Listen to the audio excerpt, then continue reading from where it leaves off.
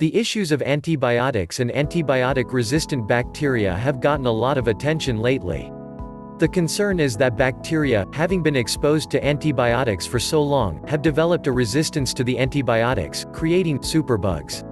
The grim reality is that bacterial infections that used to succumb easily to antibiotics have turned more serious, even deadly. Interestingly, though, herbs with antibiotic properties seem to elude the bacterial learning process and thus do not appear to produce resistant bacteria. Antibiotic herbs can be used around the home for minor infections and as antiseptics to prevent infection. Here are some of the more useful antibiotic herbs.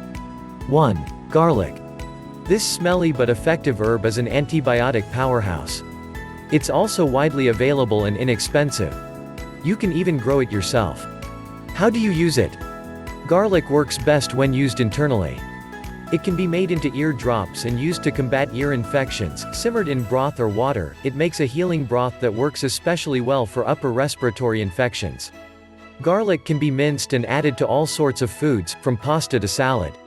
Many natural health practitioners believe that garlic is most effective when used raw, as juice, minced, or crushed. 2. Echinacea.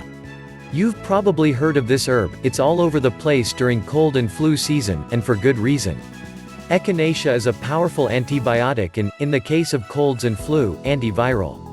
It also works as an antiseptic on wounds and to treat sore throats. How do you use it? Tea made from echinacea's roots and aerial parts is not particularly tasty, but it can be drunk. Such a tea can also be used as a wash for superficial cuts and scrapes. Echinacea tincture, diluted in warm water, makes a very good sore throat remedy. 3. Goldenseal. The golden yellow color of goldenseal's roots give it its name, and these roots are the parts that are used medicinally. Goldenseal works well topically and internally, however, it is such an effective antibiotic that it can affect intestinal flora, and should not be taken internally for more than a few weeks at a time. How do you use it? Infused in boiling water and then cooled, goldenseal has a reputation as a very effective eye wash for infections in and around the eye. Such an infusion also makes a very good wash for cuts and scrapes, and can even be used on surgical wounds, particularly on pets. 4. Ginger. Did you know that ginger can work as an antibiotic?